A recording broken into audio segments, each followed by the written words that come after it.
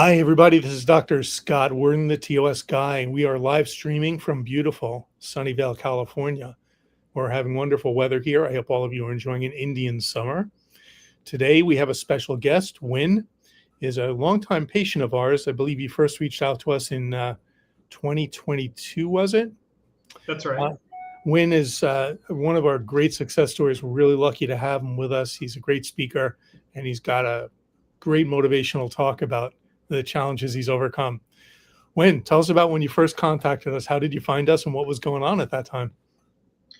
So thank you, Dr. Worden. I first contacted you all in 2022 after almost 3 years of experiencing thoracic outlet syndrome symptoms with absolutely no progress. I was seeing a doctor at UCLA, a DO named Jason Berkeley, who mentioned that oftentimes imaging protocols that attempt to diagnose TOS are not successful, and he recommended that I try seeing you because you do things a little differently than most radiologists who try to diagnose TOS. And then I also got a recommendation from a neurosurgeon I was talking to at Cedars-Sinai named Mitchell Saruya, who also independently of Dr. Berkeley recommended that I see you.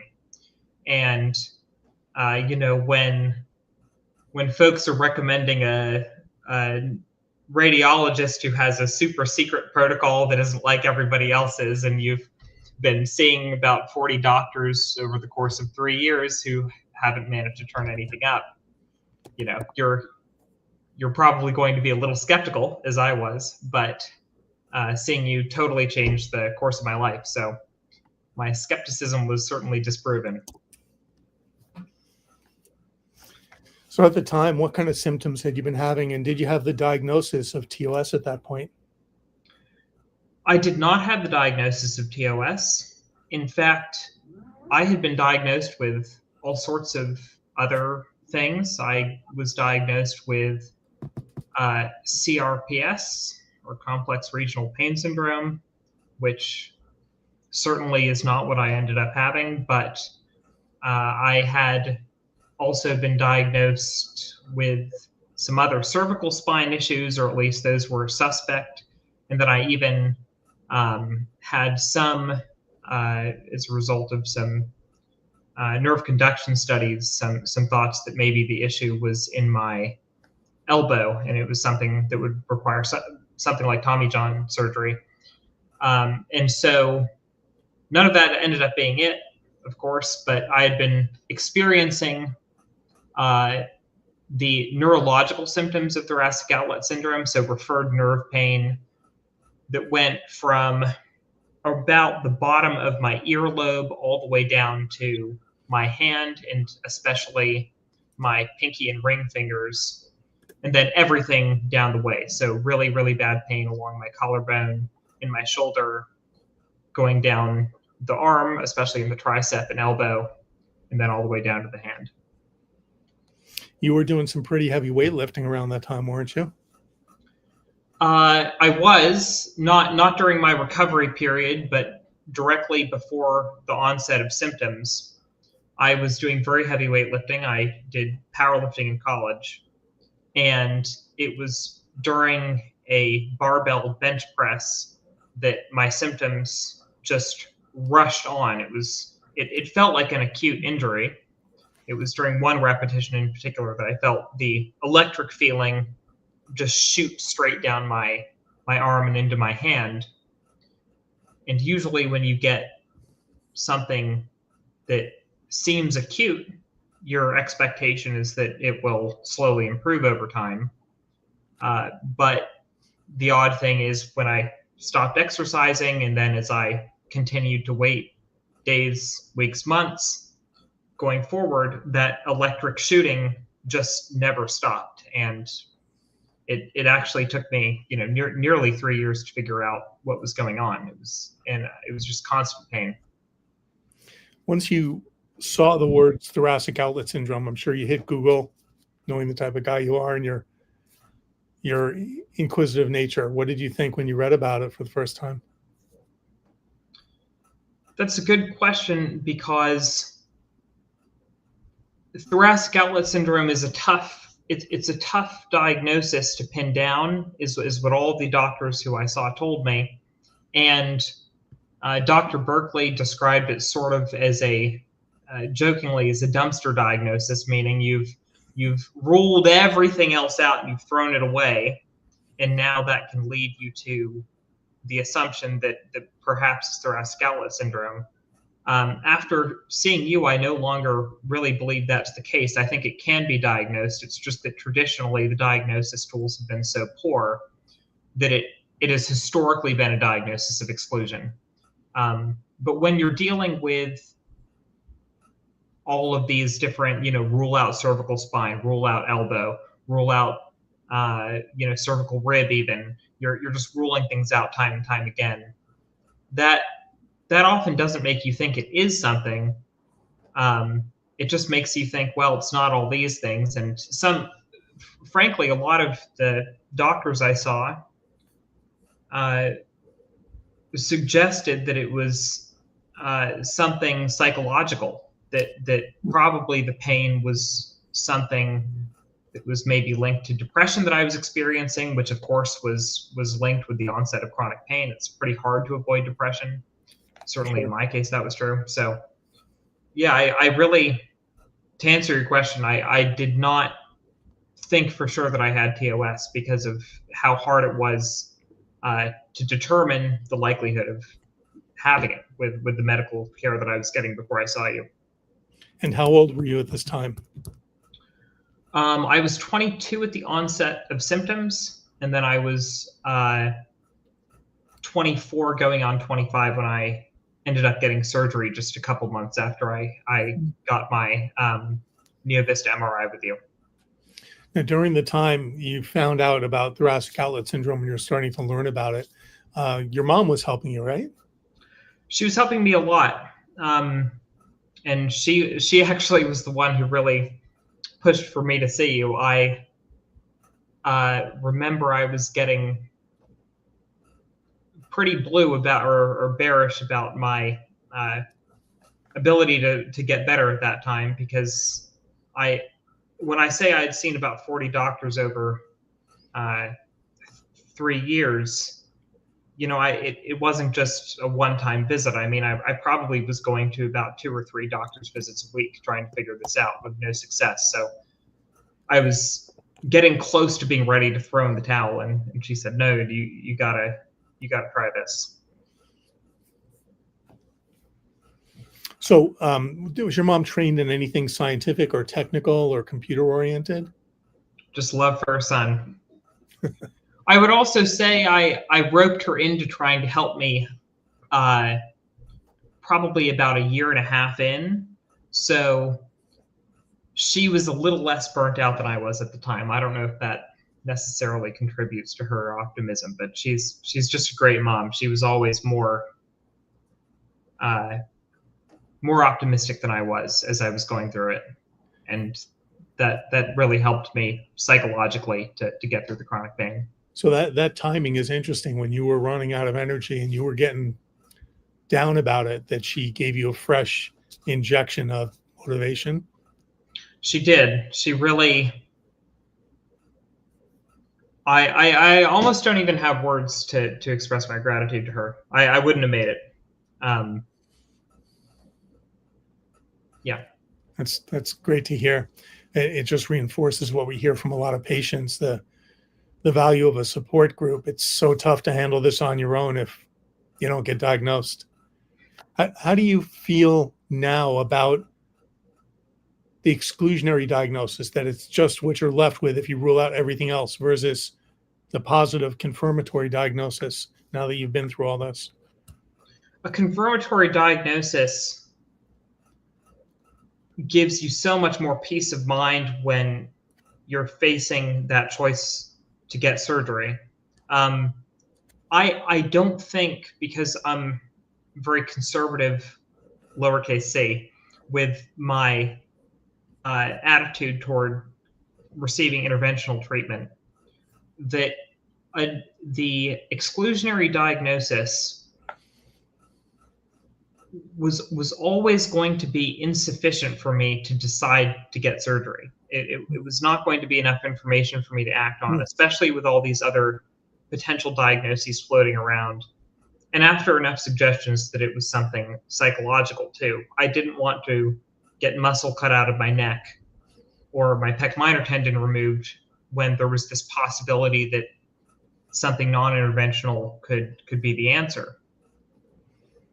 But with the positive diagnosis that I got from you, and then with the uh, confirmatory interop findings that Dr. Surya found when I got surgery, um, it gave me this rush of confidence that I was doing the right thing, and I wouldn't have been able to make the decision to get chopped up for a couple hours and go through the months of recovery unless I had that you know uh, that real diagnosis. It's not just that it isn't all these things. It's that no, we have a picture of your neck and your plexus is getting smushed. So we know what it is. I couldn't believe it when I read that report because I think I received probably a dozen MRIs that all came up negative before that. And since MRI is a magical tool, when it comes up with a negative answer, it's frustrating. It's super frustrating, and it's, as I understand it, I not to sidetrack the conversation, but the reason you started this business is because you kept seeing the brachial plexus MRIs coming back negative over and over and over again, and that might be a sort of overly condensed version of it, but you thought there has to be something in the way that this MRI is the protocol is operating that has to be wrong, because there's no way that this many people are complaining about symptoms and getting no diagnosis. Well, that is, and we're not being critical. This is a tough diagnosis to make. It's challenging anatomy, but you're right. We would see, and we still see, MRI of the brachial plexus coming from all over the country, and there's nothing there. And when we do our test, we do find things. I just want to remind our viewers that a brachial plexus MRI is not the same as a dedicated MRI for thoracic outlet syndrome like Nia Vista. We're deep into it. We work with many other people in the field. This is not an easy diagnosis, and it's much better when we work with other people, like we've worked with Mitch Surya in this case. But the team approach is really critical to not only diagnosing, but treating successfully. And on that point, so did you find Mitch, Dr. Surya at Cedars-Sinai? Was he one that we recommended, or did you find him yourself? I don't recall. No, I found him myself. I saw him because he was a peripheral neurosurgeon, and there already aren't too many of those to see, who sort of advertised himself when I consulted with him at first as being a step away from some of the old school TOS surgeons who typically will offer their services as a package deal, in the sense that you either get your rib out, your pec minor tendon removed, and then usually a double scalenectomy, and they either can offer that service to you or they can offer nothing to you. And what really drew me to Dr. Surya is that he was much more vocal about his willingness to cater the surgery that I would end up getting to the specific diagnosis. So he didn't want to remove anything that wasn't necessary to remove. So if anybody watching is struggling with this and is in the Los Angeles area, I would really recommend seeing him. Yeah, he's a smart guy, and he clearly is progressive, that he can consider these things and not just do it following the old dogma. You know, it's interesting because there's no imaging done. I'll get on my little soapbox temporarily here, but a lot of the surgeons who do these procedures have never relied on imaging. We've offered for many people, and some of them are hesitant, probably because they haven't worked with another radiologist who's dedicated to this. It takes a lot of work. It takes a lot of time. And we're not tooting our own horn. We believe in what we do, but surgeon has to trust the imaging. And in most cases, I don't believe a surgeon's going to be able to read these MRIs. It's just too complicated. So they really need a trusted team member. And I think in the absence of that in the past, they've probably given up, probably felt like they're on an island on their own. And so they have to make these decisions, as you talked about, just removing the first rib because that could be causing it, and removing the pec minor because that became fashionable about 20 years ago, and removing both scalings. But I can tell you, and I always talk about this in my talks, every patient is different. There's so much anatomic variation here that just going in and knowing you're going to do the same thing you've done for 20 years, in my opinion, is not the optimum approach. So we're still making progress on that. We love our success stories like you, Win. So before surgery and then after surgery, tell me how you progressed and how much time it took to feel like you had made the right choice and you were going to overcome this. Yeah, it took a really, really long time. Just to be transparent about the recovery process. One thing that we just discussed on the phone about a week ago when we were preparing for this is that I heard from Dr. Saruya right after I woke up from surgery that the chances that I would feel better really soon, like in the next month or two, were very high because I had just, according to him, he said, and I quote, I had an elephant sitting on my brachial plexus. He said that he just had to keep cutting and cutting and cutting muscle in order to finally reveal the nerve and in order to relieve pressure from it. So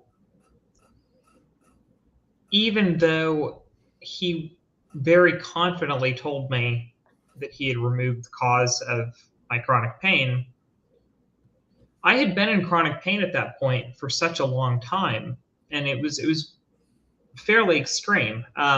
It usually sat at around a 7 or an 8 out of 10 along my pain pathway. And so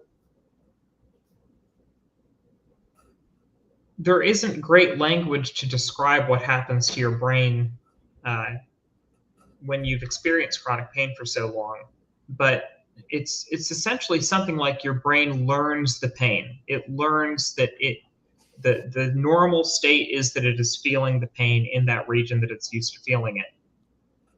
And so even though I trusted Dr. Saruya that whatever the problem was had probably been removed during surgery, I did not feel any better at all for about 8 months after surgery. And really, I only started to feel very noticeable improvements at around the 1 year mark. 8 months was just when I started to notice something was a little different. But it really took about a full year post-surgery to feel like I was really moving past it. Did you feel disappointed or concerned or depressed during those 8 months? I felt extremely concerned and depressed. That probably was the worst time for me during the entire process because I was very concerned that I had just received surgery for no reason. And a lot of doubt crept in because I thought to myself, what if all those doctors who said that this was a psychological phenomenon were right the whole time? You know, what if this is like all in my head? What if I'm crazy? What if, this Dr. Saruya is, not to discredit him, but you have to imagine, I've been now going on 4 years of chronic pain at this point. Maybe he just was kind of tooting his own horn or wanted to make me feel good after surgery when he said he thinks he found the answer. Because I had heard a lot of things like that from other doctors who injected me with Botox and said, this will for sure, get rid of your pain, or who had, done lidocaine injections, so this for sure will get rid of your pain. I had heard it so many times that I started to think maybe this is just my doctor blowing smoke. So I ended up getting assessed by the Mayo Clinic after my surgery. I flew out to Rochester, Minnesota, where I saw a bunch of TOS specialists there who ran all the tests that I had run. Again, I actually went back and got a post-op MRI with Dr. Worden just to see if, after I had healed from surgery, if things still looked the same, or who knows, maybe I had accumulated scar tissue that was still compressing the nerve. So there was something in between my receiving surgery and then when I healed that was causing the exact same thing that I had been experiencing and would explain my ongoing chronic pain. But all of these tests that I got post-surgery suggested that I really was better, at least biologically or physiologically. That Dr. Worden said it's very clear in your pre-op MRI. We can see the compression. In your post-op MRI, we no longer see it. You healed very well. Dr. Surya did a great job. And it was really at that point that I said, okay, I need to start doing a different type of physical therapy than just your run-of-the-mill physical therapy. So I sought out a physical therapist at the suggestion of someone at the Kurland Jobe Institute named Dr. Vernon Williams, who suggested that I see a Z Health physical therapist. They specialize, it's called NeuroPT is the subtitle for it. And so I received physical therapy without getting too into the details on this, because I know we probably need to get to Q&A, but it's a physical therapy that is oriented around calming your brain's panic response to having incomplete information in its peripheral nervous system to decrease how sensitive it is to interpreting signals from your nervous system as pain. And so, as you might imagine, after a really long time of having chronic pain, my nervous system was really, really jacked up. I felt pain response at very minimal triggers. And so I needed to work on calming that response over a decently long period of time before I really noticed a difference again. How long after surgery did you start with NeuroPT, if I can ask? I started with NeuroPT. I actually remember this. I started with NeuroPT about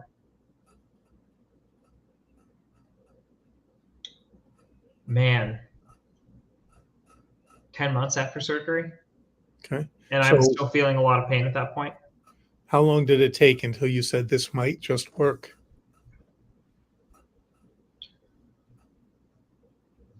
Not so long. It took about 3 months, which in the grand scheme of things was pretty short. It took about 3 months for me to really say, okay, we're getting back. So still a long time, but yes, it didn't feel that long actually at that point. I'm sorry that you've gone through all this. You know, I've heard some of your story, but this is more detail.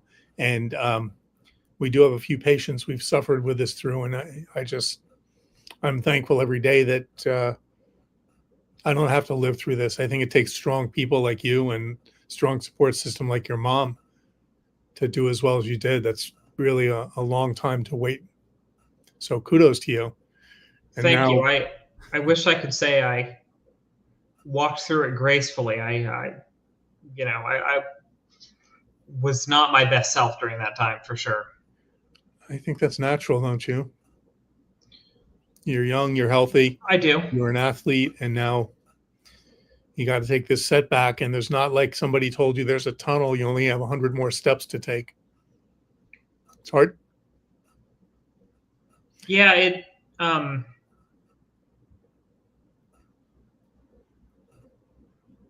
I don't know if this resonates with anybody, but I truly, for probably the last year, I truly did not think I would ever be better. So even if you're at a point where you think it's impossible, hopefully this convinces you that it might be possible. I was in the gym bench pressing just yesterday, 100 pounds in each hand on the dumbbells. So it can be done, but it takes a long time. That's great. So tell us where you are now. I'm studying philosophy in graduate school. I'm at the University of Wisconsin-Milwaukee. I moved here from Los Angeles, and I'm in my second year of a master's program, and I'll probably keep going with a PhD starting next year. That's great. That's great. My son for school has to read the book Unbroken. I don't know if you know that book. The World War II story. Louis Zamparelli, I think. I'm probably mispronouncing his name. Yeah, he trained himself to be really tough to become a runner, and actually competed. I believe he was still in high school when he competed in the Olympics. And that was in the 1936 Olympics in Berlin. And the 1940 Olympics was scheduled, to the best of my knowledge, in Tokyo, which of course didn't happen. And he served in World War II, was shot down from a plane, and ended up in a Japanese prisoner of war camp. And it's inspiring and tough to watch those stories at the same time. I just don't know if I personally would have the strength that you did to get through all of this and to get through that tunnel to where you are now. Well, I'm not sure what I went through is akin to being in a Japanese war camp or being stranded in the Pacific, but it certainly wasn't any fun.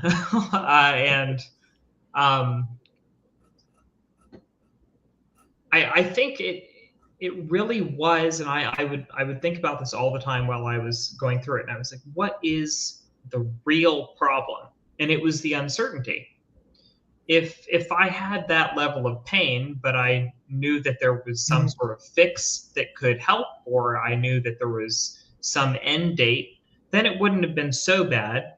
But it was that thought that this could be how things are for the rest of your life. That's what really was the killer. It was that you might, at 22 years old, barely 22 years old, that Right. might have been the last time you ever did weightlifting. And that might have been the last time you ever woke up and felt like, you were young. You were, in your like part of life where you could do physical things and not have to worry about having terrible pain or about being embarrassed in front of your peers for not being able to do some basic physical tasks. And it was a period of a lot of embarrassment too. I felt like I identified so strongly with being a weightlifter and an athlete that the friends who kind of knew me in that way, I felt really embarrassed to be around them because I couldn't really do anything anymore. I could run, but yeah. If you could pass on 2 or 3 things to a patient now who's just gotten the diagnosis of TOS, what kind of advice would you give?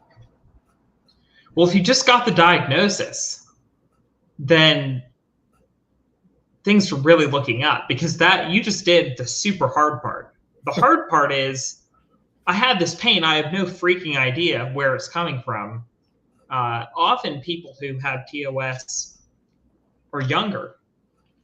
So I was thinking about this too. Most people have not experienced nerve pain because a lot of the 20-somethings who have the onset of TOS symptoms, they haven't had sciatica or they haven't had neck problems. So it's a totally novel feeling, and you don't even know what you're supposed to do about it. You don't know what kind of doctor you're supposed to see. And you also, if you're younger, you haven't had that experience of navigating the medical world.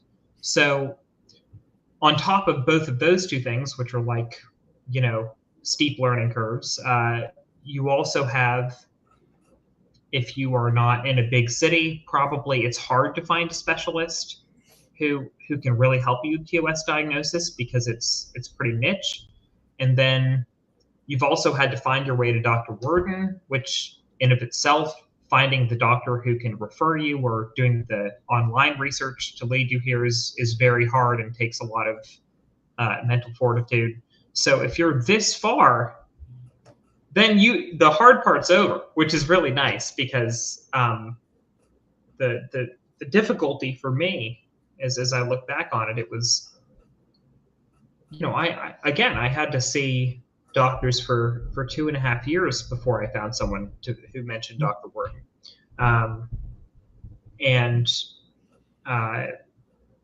if I had seen him on, my first month in or something like that, then I might have had a different story. And I also might not have had the chronic pain for so long that I would have had that difficult post-op period because the chronic pain may not have lingered if I hadn't experienced it for such a long time. For such a long time. I hear you. I mean, you can never prove the counterfactual, but doctors tend to say that if you have not, if you haven't had your chronic pain symptoms for too long, then once you remove sort of that instigating source of it, you tend to bounce back faster, which makes sense. Yep. But if you've had it for years, then that bounce back is pretty slow. You can never prove the counterfactual. You really sound like a PhD student. Thanks. When you get there, you're ready. Hopefully, you guys, whoever's watching, doesn't totally hate me by the end of this for using overloaded philosophical terms. But well, there's a lot of people like Mitch. There's a lot of smart people who helped you. So there's still some purpose for smart people in the world. I hope so. It feels less and less like that's true.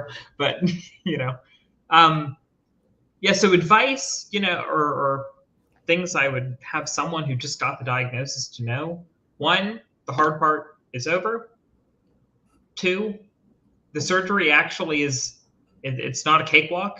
Just, you will recover, but it's not a super easy surgery for sure.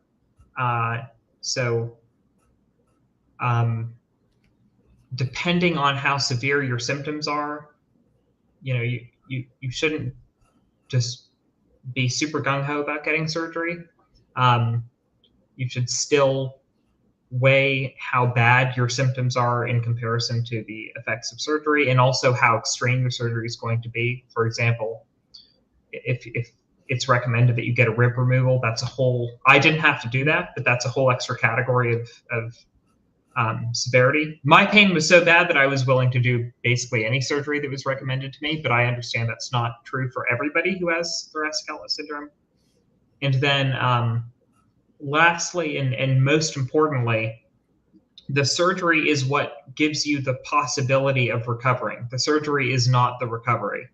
So if you get the surgery, you still have to do the physical therapy. You still are probably going to have to find some way. For me, it was my neuro PT, but it could be different for you. Some way to calm your nervous system down so that your pain response to threats essentially is less extreme, because whether you know it or not, you've likely rewired your nervous system during your time with TOS. And so now you have to rewire yourself back to being sort of how you were before, which can be done. But my point is, it takes work beyond just the surgery. And then I suppose my final thing is, you need to be ready to get excited for very, very small increments of success because it's a pretty slow recovery.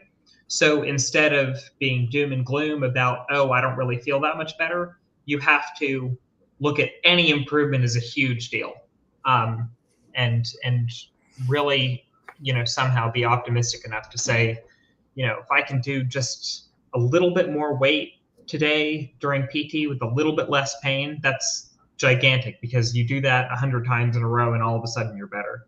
So along those lines, was there a day or a series of days where you said, This is not a hallucination. I am getting better, and I'm confident of that. No. There was no golden moment. There was no today's the day. Wow. It was so slow that it didn't hit me until after it was pretty well advanced, because another thing is pain is very subjective. So it's hard to tell, am I actually better today than I was a month ago? If your pain is only decreased by about 10%, which is probably about the rate that I was working at during my recovery, it was, again, very slow. 10% per month, you mean, that sort of thing? Yeah, 10% reduction per month or so. It can be very hard to convince yourself that something's actually happening. And a lot of, to be honest, because I'm not 100% better, I'm about 95% better, there are still some things that set me off, that can trigger some pain in me. So learning which of those things to still avoid, having my pain actually get a little bit worse during the recovery process because I was maybe too gung-ho about getting back to my normal levels of activity. Mm-hmm. So it wasn't a straight progression. I had setbacks during the recovery process. So there was no moment. I can remember a moment where I decided I was never going to feel the pain again, which was sort of a psychological moment. But there was no moment where reality matched my decision. So how many years pre-surgery, how many years post-surgery are you? Are they equal? They're about equal. I got my surgery in midsummer, July of 2022, after my symptoms started January of 2020. I started to really get signs of improvement late the next spring of 2023. And now it's summer 2025. So I'm 3 years out from surgery, and I was about 2.5 years or so in for surgery. Yeah. So. Cool. All right, let's see if we have a few questions. I don't know that there's a lot of questions based on your subjective story. People are probably just listening. But Herb, have we Maybe there are some questions about next steps for intercostal nerve block. The intercostal nerve block, I believe, is where you get the injection with the nerve block, right? Right, but intercostal. Intercostal, sorry. Intercostal means between the ribs here. So, Kathy, thank you for the question. I don't know if, Kathy, if someone has mentioned that inadvertently and used the wrong name. Generally, an intercostal nerve block is going to start. And sorry, my dog's going nuts. It's okay. I got a big dog here that fortunately has been quiet. So intercostal would have to, by definition, be below the first rib, meaning between first and second ribs. And in general, the nerve roots that go to the arm are not part of the thoracic nerve set, T1, T2, T3, etc., through T12, with the exception of T1. T1 does go under the first rib, and it heads out to join C8 nerve root, and that becomes the lower trunk, which is commonly involved. Now, by doing an intercostal nerve block, if they're way in the back, which perhaps they are, I just haven't seen this used before for TOS, it's possible you could do that nerve block, and if you just numb up the nerve and you, the patient, have reduction in symptoms, then that's pretty confirmatory that that's the pain generator. Now, the issue is that typically the T1 nerve root by itself isn't a common place of compression in TOS. After it joins the C8 nerve root and it becomes the lower trunk that's farther out laterally, then yes, there's a spot that can get compressed. So I think the devil is in the details. if somebody is willing to do a nerve block under ultrasound and then can identify the specific nerve, and I believe if they just inject one nerve at a time, not a whole set of nerves, oh, let's do the pec minor block and let's do a nerve block. You just want to get one spot, because then the results, improved symptoms, hopefully, can be appointed to that one anatomic area. I hope that's helpful. You can ask a further question if I didn't get it right. Wynn, did you have any nerve blocks as part of diagnosis? I was going to say all of this, of course, is anecdotal because I'm just one person, but I've received so many nerve blocks. I even had a serratus anterior nerve block because I was getting just trying to figure out what was going on. So I can't even count how many nerve blocks I got. Basically, the whole thoracic outlet area got chunked through one at a time, trying to do lidocaine or even Botox injections for hopefully long. The idea was I would get long-term relief by paralyzing some of the neck muscles. I know it's not technically nerve block, but I got nerve blocks. Probably about 6 months of my treatment was just getting constant nerve blocks, trying to figure out what the problem was, and nothing ever helped at all. I would need Dr. Saria to weigh in on this, but part of the reason I think that may have been true for me is that I had so much muscle compressing the nerve that even if the muscle was completely relaxed, it didn't help at all to relax it, because the mass was still so large that it was still compressing me or my nervous system. Or the other thing that might explain why a nerve block doesn't work is that it actually does relieve the pressure on your plexus. But because, again, if you've been in chronic pain for a long time, you will continue to feel the symptoms after the instigating factor goes away. You might just keep feeling the exact same pain even if the source is removed during the time that the nerve block lasts, because they don't last very long. So if you're 6 months in, then maybe the nerve block will help you. But if you are 3 years in, maybe the nerve block doesn't deliver anything that you're able to assess in those couple hours that it's effective. So I don't know if that makes sense, but so you're correct. The nerve blocks are targeted towards specific nerves, and muscle blocks are a different animal entirely. You also brought up using a short-acting anesthetic like lidocaine merely for diagnostic purposes, versus Botox, which is not a diagnostic. Yeah, that was not diagnostic. Yeah. Thank you for bringing those up. There's another factor you haven't considered, but I'm sure you'll agree with. There are technical issues. There may be scarring around a nerve root. Yep. That you just can't get the liquid to the right place when you inject. And people, when they inject, they may be a little bit off target. It's complex anatomy, separating out the nerves from the muscles on ultrasound, which is the usual method we use for injections. That may be hard. With the nerve block, my doctor said it was sort of like trying to hit about a third of a peanut in terms of size. So if you miss, then it doesn't really provide any diagnostic tool. And it's hard to know if you missed or not. That's correct. And we don't, in some other areas of the body, various procedures I've done in the spine in the past, you would mix some contrast or a dye with the anesthetic you're using. And then you could see where the anesthetic was flowing because the dye was flowing to the same spot. And you would be surprised. Some of the times I do a perfect injection and there was fibrosis or scarring and it just couldn't get the medicine to the right spot.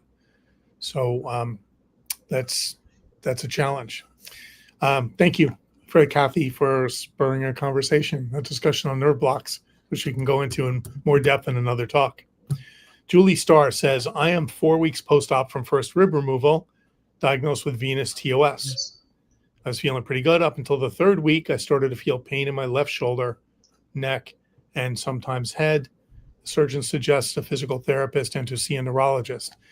Okay, so can we go back to the prior question, Herb? You said you had a first rib resection. You didn't say which side, but we're going to assume for the purposes of your question that it was on the left side where you're having pain. And that's just an assumption.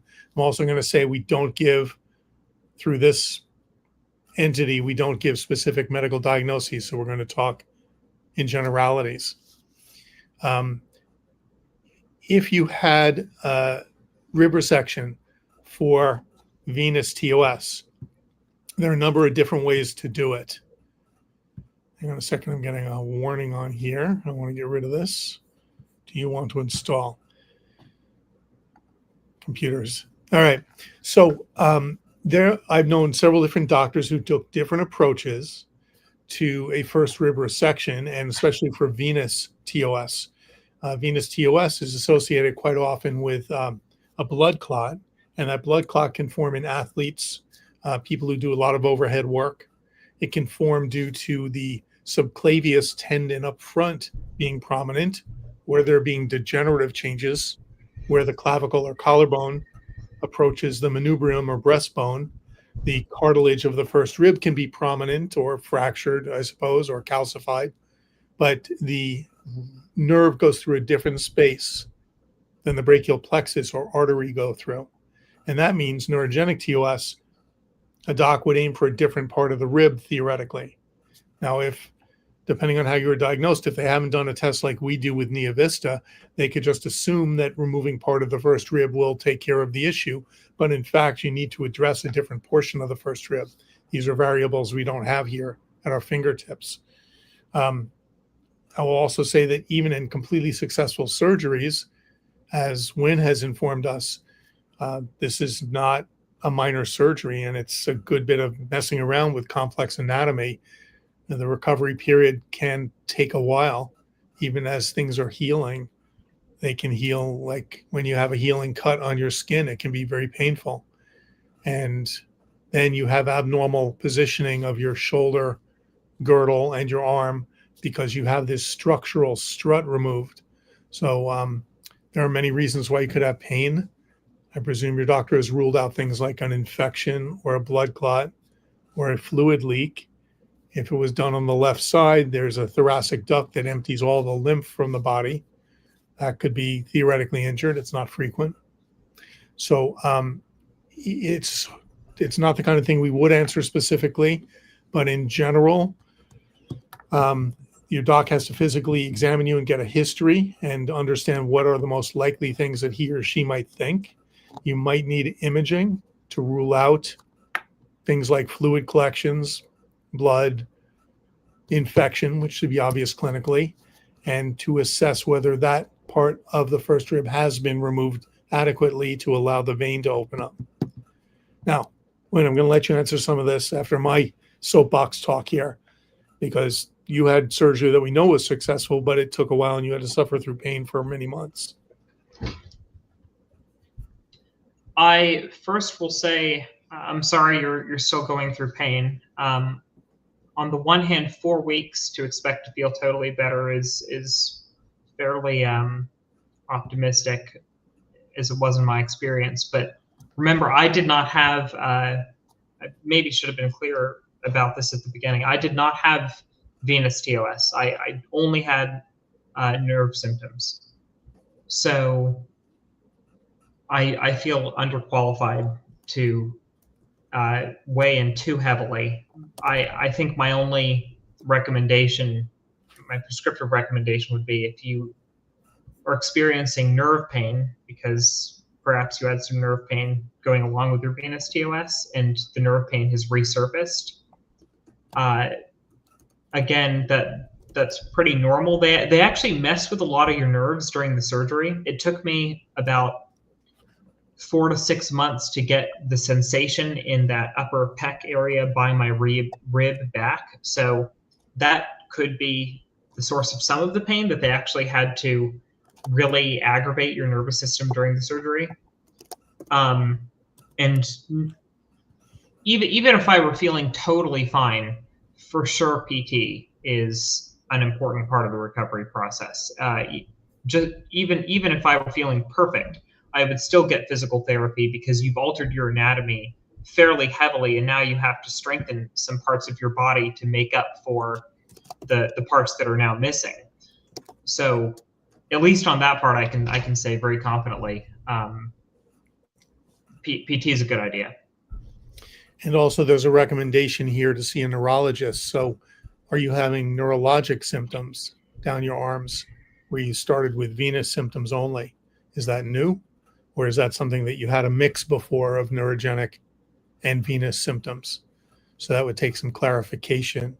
If you want to reach out to us at tosmri.com and go to the contact us button, we're glad to talk with you and help you figure out some of the necessaries to split things and try to narrow it down. All right. Herb, do we have any more questions? I think we've answered our questions, our quota of questions. And Wayne, I want to thank you from the bottom of my heart. It's just great that somebody who's been through so much is willing to give, to share with other people and make their journey better. So thank you very much. Well, thank you.